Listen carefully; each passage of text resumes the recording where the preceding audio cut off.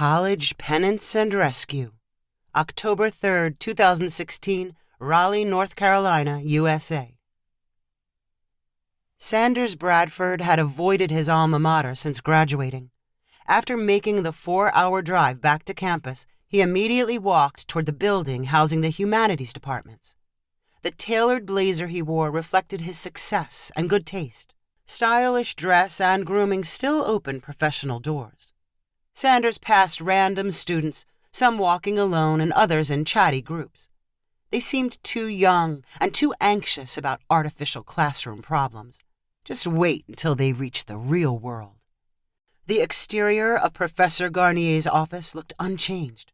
The same nameplate, quotations, and book cover were pinned to a bulletin board. Since his visit was unannounced, Sanders was prepared to camp in the hallway if Professor Garnier was not around. But the office door was cracked open and the light on. Sanders gently tapped, and a voice inside called, "Come in." Professor Garnier sat behind her desk, facing a computer screen. Every available shelf and flat surface contained a book or stack of papers, as if to prove to visitors she had read and pondered far more than the average mortal. Her curly gray and black hair was left in the wild bird's nest style expected of a serious philosopher. Professor Garnier told her students they were welcome to talk with her whenever her door was open. But she knew better than to let them grow too friendly or give them the chance to question her role as an authority figure. Like most university professors, she wanted a reputation as brilliant yet selectively approachable. "May I sit down?" Sanders asked as he slipped into the office. Professor Garnier gestured to the mismatched chairs opposite her desk. Sanders chose the hardest one, a simple metal folding chair. "I'm sure you don't remember me. I was in your class 8 years ago. Business ethics." Professor Garnier studied his face as if vague memories were returning. In reality, any hint of Sanders was lost in a thick catalog of student faces. "I came in today because I have a confession to make. Most of our grade in that class was based on the final, and I cheated on it. Someone sold me the answers. I know I should have studied, but paying the money was a whole lot easier at the time." Professor Garnier remained thoughtful and silent. Sanders shifted in his chair before continuing. "I thought I would forget all about it, but instead of fading away, it haunts me. I can't get away from the raging guilt. It's like in the book Crime and Punishment. At my company, I'm the vice president of corporate development. I talk about business ethics all the time and feel like a hypocrite. And I do appreciate the irony of cheating on an ethics test. I had to come and tell you and try to make it right somehow." Sanders slumped down in his chair, relieved and exhausted after his confession. Professor Garnier furrowed her brow as Sanders waited for a response. This kind of scene was not new to her. Every year, at least one student returned to confess cheating on a test or plagiarizing a paper. Each had a different motivation for making the pilgrimage to her office, and they looked to her for a pardon and to erase whatever emotional burden they carried. All the penitent used the same phrase, "make it right." When she was a new professor, she investigated the possibility of retroactively failing a student from a class and revoking a degree. The process was a nightmare, even by academic bureaucracy standards, and she decided she did not have the energy to pursue it. What was the point after someone had been out of college for years? Was everyone going to check and ensure degrees listed on a resume were completely valid? When those confessing wanted to make it right, they did not actually expect it to involve punishment or work. They hoped Professor Garnier would say it was okay and that she was glad they had learned a lesson. If they promised not to do it again, their consciences would be reset and they would be pronounced clean. In the quiet moments while Sanders squirmed in front of her, Professor Garnier's thoughts drifted to the interesting psychology of why she held such influence over him after almost a decade. Regardless of how the power originated, She did not feel ready to simply set him free. Perhaps he looked too successful. His hair and complexion glowed. Even during his confession, he sounded confident. This was not a person who had traveled many bumpy roads, and he had caught her in one of her more feisty, obnoxious moods. "How many people were in the class?" she asked in a deadly serious voice. "It was a big class. Maybe 100. Not a trivial thing to take an unfair advantage over 100 people. Exactly what we talked about in that class. I suppose you could make it right by tracking all of them down and attempting to make up for the advantage you gained. But the university would never provide a list of students from the class or their contact information. The next best thing would be to help 100 other students with their education. Provide them with an advantage to make up for the advantage you stole." "I don't understand," Sanders replied.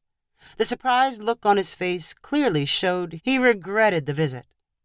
"Are you talking about donating to a scholarship fund?" "Not at all.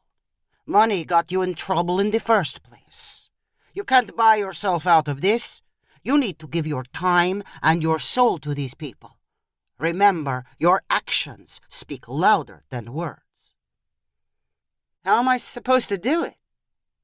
"That's up to you."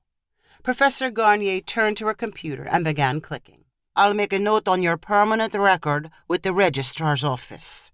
Your degree will be on hold until your makeup work is completed." Sanders remained uncharacteristically speechless. He looked away from Professor Garnier and stared down at his hands.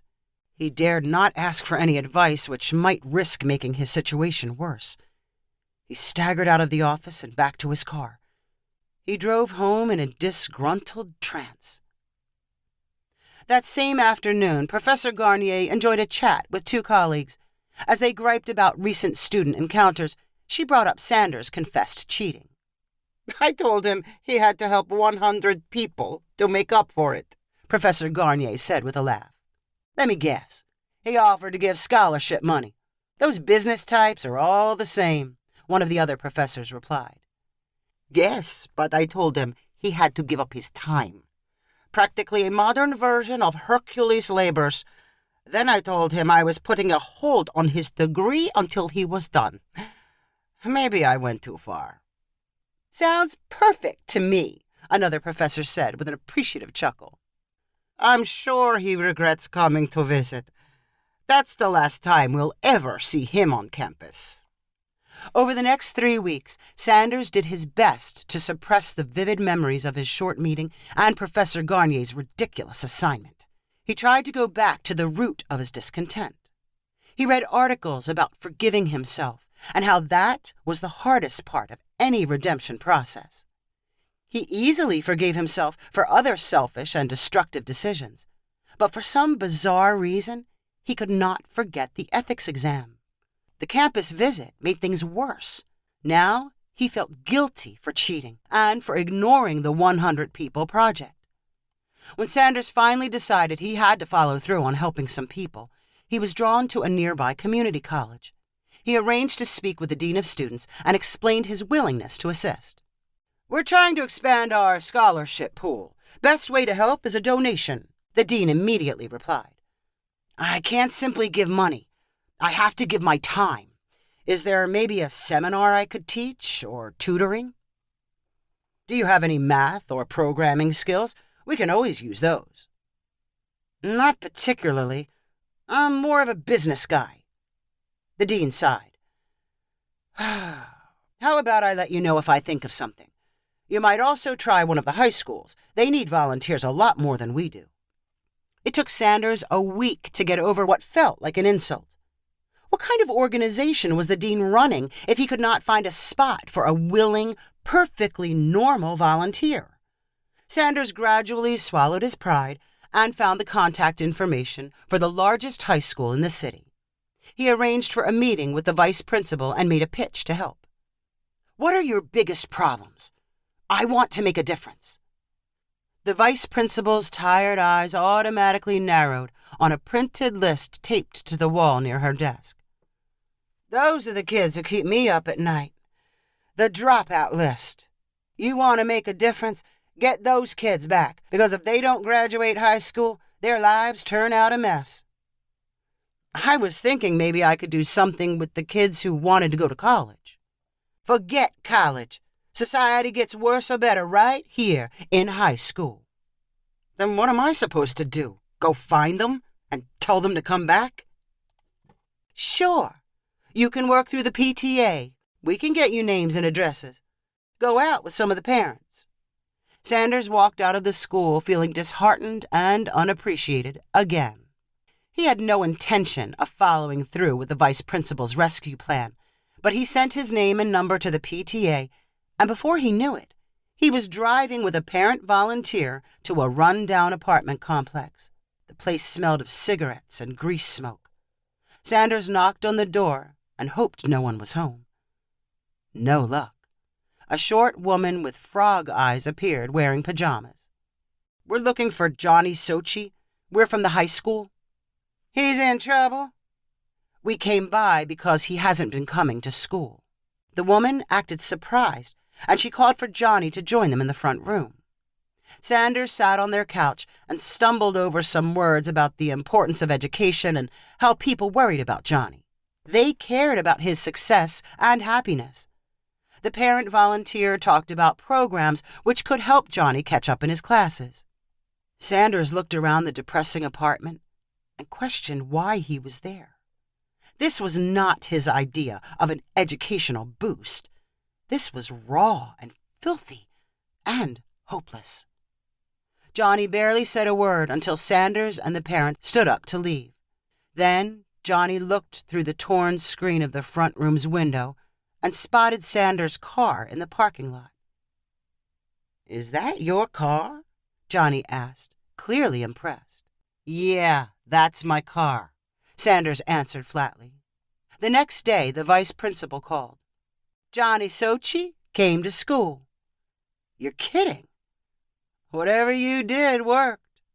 "That's great, but I have no idea what we did." If it had not been for that first success, Sanders probably would have quit then and there. He thought of Johnny Sochi every time he went out in the future. His visits did not help everyone, not even most of them, but they did matter to some. He kept things simple, first finding something unique about the student. He tried to convince them they mattered. The dropouts appreciated that a successful-looking adult actually knew their names. Students who responded to a visit were invited to group lunches and dinners. Sanders sent them notes of encouragement and wanted to hear how they were doing in their classes.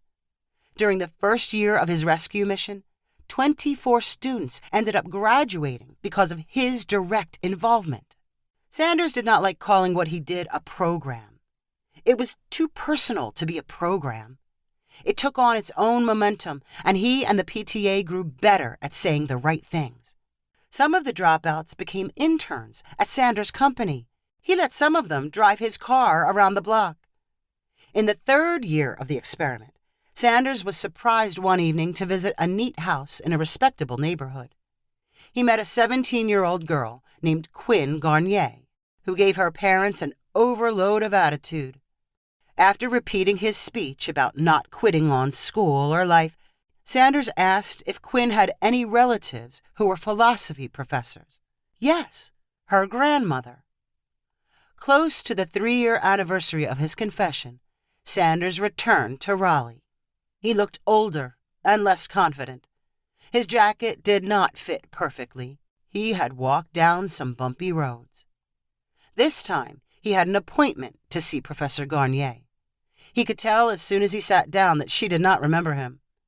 "When we talked before, you gave me an extra assignment so I could get credit for your class, to make up for cheating on a test."